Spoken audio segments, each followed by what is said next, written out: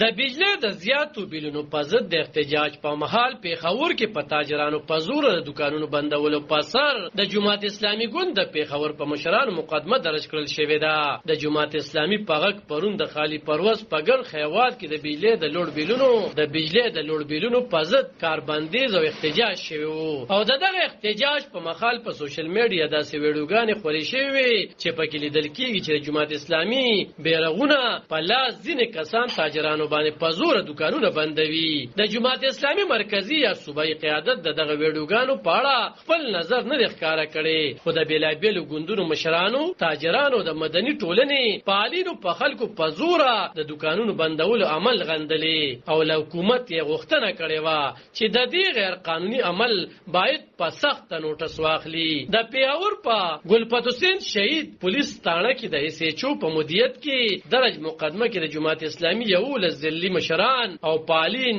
نومول شوي دي چې په هغه کې د بحر الله ایډوکیټ، خالد ګل، ظاهر شاه، طاهر زرین، حاجی قدیر او نور نمونه شامل دي. د اف ای آر په متن کې ویل شوی چې د جماعت اسلامي فعالینو 13 ورځ د پیښور اشرف روډ کې په خلکو په زور دکانونه تړلي دي او کوم دکاندارانو چې له دکانونو تړلو نه انکار کړي هغوی ته سخت ګواښونه کړي دي. په دې مقدمه کې د سړکونو تړلو او د سرکار په کار کې د مداخلت د پیښوم شامل کړل شوی دي. د جماعت اسلامي د نظر غستو په عرض په پیښور کې د جماعت اسلامي د مشر یا امیر بحر الله ایډوکیټ سره د تماس نیولو هڅه وکړه، خو د هغه موبایل فون هیڅ جواب نه ویلو. په پیښور کې د جماعت اسلامي یو بل سیمایز مشر ښاغلي طارق متین ویل چې دا احتجاج د مل د خغو بې وزله عوامو لپاره شوی چې په موجوده حالاتو کې ډوډۍ ته محتاج شوي دي او حکومت ورپسې د بجلی له خده زیات درانه بیلونه لیږلي دي. هغه ویل چې په ګڼ خیوات کې نږدې 80 لکه دکانونه،